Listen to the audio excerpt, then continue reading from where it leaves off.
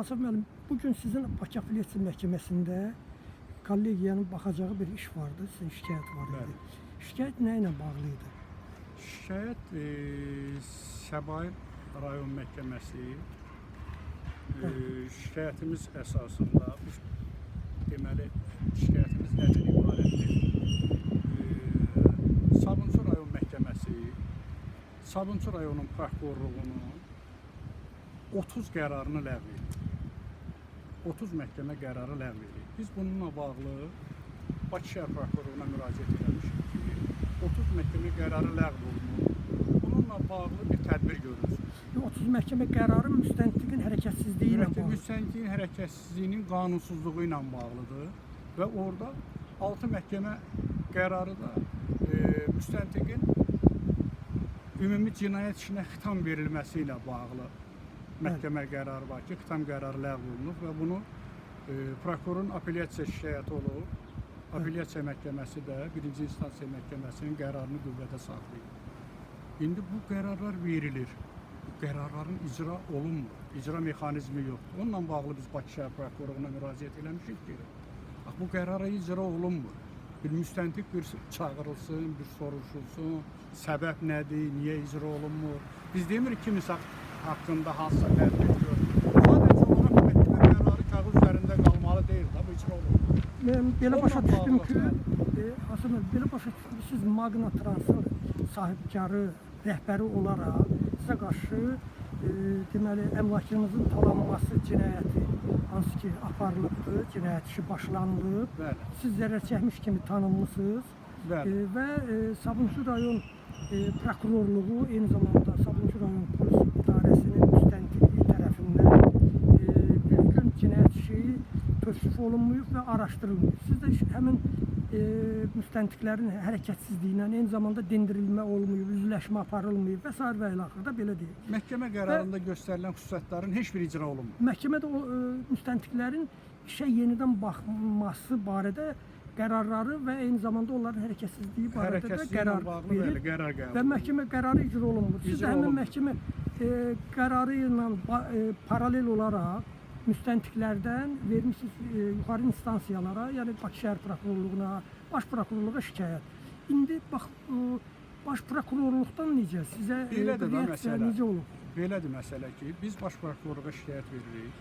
Baş prokurorluq şikayəti göndərir, yönləndirir Bakı şəhər prokurorluğuna. Bakı şəhər prokurorluğu da yönləndirir Sabunçu rayon prokurorluğuna. Şikayət verdiyiniz quruma göndərir ki, quruma göndərilir və qurumdan da bugünə qədər heç bir şikayətimizə cavab yox. Faktiki olaraq da 5 il necədirsə, məhkəmə prokurorluqda cinayət işi prosesual qaydada da qalıb. Cinayət işi aparılmır. Görün vəziyyət nə yerdədir ki, mənimsəmə cinayətidir. Mənimsəmə cinayətini müstəntiq 53.1 ilə, yəni təqsirlənən şəxs müəyyən olunmadığı işi dayandırır. Bu oğurluq hadisəsi deyil, sevk yarılmıyor, nəsə olunmuyor. Bu fakt əmlakın talanmasıdır. Bu da faktiki burada şirkətin direktoru var, şirkətin direktoru müavini var. Talayan var. Talayan kimdir? Talayan kimdir? İndi burada söhbət nədən gedir də? Burada məsələ ondan gedir ki, deməli 21 ədəd avtobus satılıb. Aha. Magna Transın xəbərimiz olmadan, mənim xəbərim olmadan. Satılan avtobusun pulu ya müəssisənin bank hesabına daxil olmuyor, ya müəssisənin kassasına daxil olmuyor. Satan şəxs deyir, mən satmışam, direktorum. Nəyə əsasən satmışam? Deyir, mən direktorun vəkalatnaməsi əsasında satmışam. Pulu kim alıb xəbərim yox. İstintaqda ifadəni də bu qaydada verir. Çünki bizim qarşılıqlı üzləşməmiz olur. Direktordan ifadəsi alınır ki, sən vəkalatnamə verib bu əmlakı satmışsanmı? Baxır, deyir ki, xeyr, bu mənim imzam deyil, mənim bununla bağlı heç bir məlumatım yox. İmza ekspertizaya verilir, araşdırılmır, yoxlanılmır. Deməli, bundan əlavə şirkətə məxsus 34 ədəd avtobus ümumiyyətlə yoxdur. Hansı ki, dövlət yol polisində qeydiyyatdadır ki, bunlar Bu adı dövlət ilə. nömrə nişanlı Nömrə nişanlı ki, filan şirkətə məxsusdur. Faktiki olaraq yox. Bununla bağlı 6 məhkəmə qərarı var polisdə ki, hadisə araşdırılsın, bu oğurluq hadisəsi. Ya izahatım alınmır, ya yerində baxış keçirilmir. 46 aydır bax, iş olduğu qaydada Sabunçu rayon prokurorluğu və prokurorluq və polis idarəsi. Yəni bu günə qədər araşdırma aparılmış ki, bu 34 ədəd avtobus hardadır? İndi bu araşdırılma aparılmaması üçün biz də bununla bağlı Sabunçu rayon məhkəməsinə şikayət veririk ki, yəni biz prokurora müraciət etmişik ki, bu hadisələr araşdırılsın.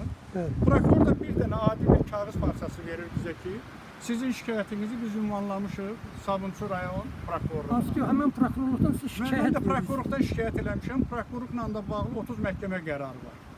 İndi tutaq ki, biz deməli ya Sabunçu rayon məhkəməsi təmin eləmədi, apellyasiya məhkəməsi də birinci instansiya məhkəmənin qərarını olduğu kimi qüvvədə saxladı. Yəni belə çıxır ki, biz yenə Sabunçu rayon prokurorluğundan şikayət verməliyik. İndi məhkəmə təmin eləsə 30 qərar olmur, 31-ci qərar olur. Bilmirik ki, bu hansı müddətə qədər davam eləyəcək. Bugün kollegiyada hansı hakimlər iştirak edir? Kollegiyada Aqil Musayev Sədrliyi ilə. sədrlik elədi, Cavid Hüseyin və Habil Məmmədov. İlkin belə oldu ki, ikinci mərtəbədə zal 8-də görüşümüz oldu. Orada da deyildi ki, açıq məhkəmə Mən də iclası iştirak keçiriləcək edirdim. və Dedi ki, açıq jurnalist məhkəmə iştirak iclasında eləsin. siz də iştirak edəcəksiniz. Sadəcə olaraq sizə deyildi ki, çəkiliş və yazı olmaz. Aparılmaz. Siz də dediniz ki, başa düşürəm, təbii ki olmaz. Zalda Və onsuz da zal Zalda yazılır. onsuz da yazılır. Sonra dedilər ki, düşür aşağı ikinci mərtəbəyə. Hə. Birinci mərtəbəyə zal 2-yə.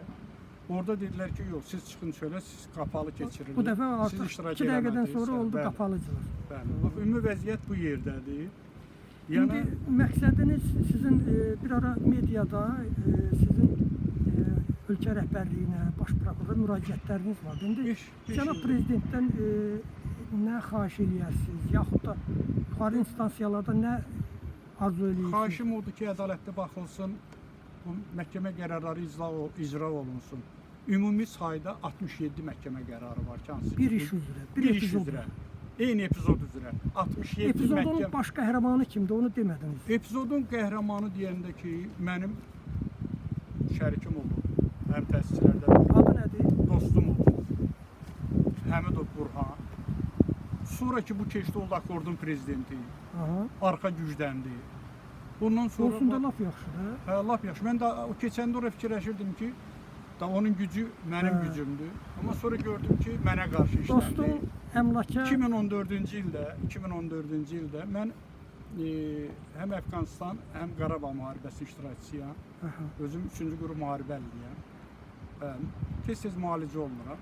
Bir dəfə də müalicə olunub qaydan vaxtı mənə xəbər verdilər ki, şirkətdə yəni mənlə bağlı olan adamların hamısını işdən azad eləyir 2014-cü ildə. Özü də təsdiqləyir bunu, direktor da təsdiqləyir, müavin də hamısı təsdiqləyir ki, 2014-cü ildə sonra mənim müəssisə ilə əlaqəm oldu. Dedi ki, qardaş, belə məsləhətdir, istəyərəm ki, mən özüm idarə edeyim. Onsuz da bu günə qədər gündəlik yığılan pullar hamısı ona verilib, banklarla da o hesablaşılıb. Ya bunu da özünün sürücüsü şirkət də... bugün də fəaliyyətdədir də, yəni. Şirkət belədir ki, şirkətin xəttləri, Hə, əmlakı Mövcuddur. oğluna aid bir şirkət açıb, Transfer həmin eləyib şirkətə direktor təyin elədiyi adamı, hansı ki bizə aid olan şirkətdə təqsirləndirilən şəxs kimi polisdə qeydiyyat almışdılar. Onu qoyub direktor müavini. Buranın nəyi var? Köçürdüklər oğluna aid olan şirkətə. Hə. Faktiki belədir. Burada cinayət işindədir. Adı çox çəkilən çox şəxslər var ki, Bəli. adları çəkilir, bunların heç bir ifadəsi O sənədləri belə ümumi göstərə Ümumi bilərsiniz. məhkəmə qərarlarıdır. 30 məhkəmə qərarıdır. Hansı ki bunlar Hamısında da sizin xeyrinizə var. hamısı da ki məhkəmələr bizim Prokuror. xeyrimizə qərar verib. Prokurorun qərarlarını bax bu ləğv eləyir hamısını. sonuna bax mən deyim ki, bax Sabunçu rayon prokurorluğunun müstəntiqi Fuad Babayev tərəfindən şikayətçi İsmailov Ağasəb İslamoğlu'nun 34 ədəd avtobusun oğurlanması ilə bağlı müraciəti ilə heç bir araşdırma aparmaması, müraciətin nəticəsi üzrə hər hansı prosesual qərar qəbul etməməsi və ya rəsmi cavab verməməsi və məhkəmə qərarlarında göstərilən digər xüsusiyyətlər üzrə araşdırma aparılmaması qanunsuz hesab edilsin. Vəssalam. Yəni bu qərarlar hamısı təkrarlanır.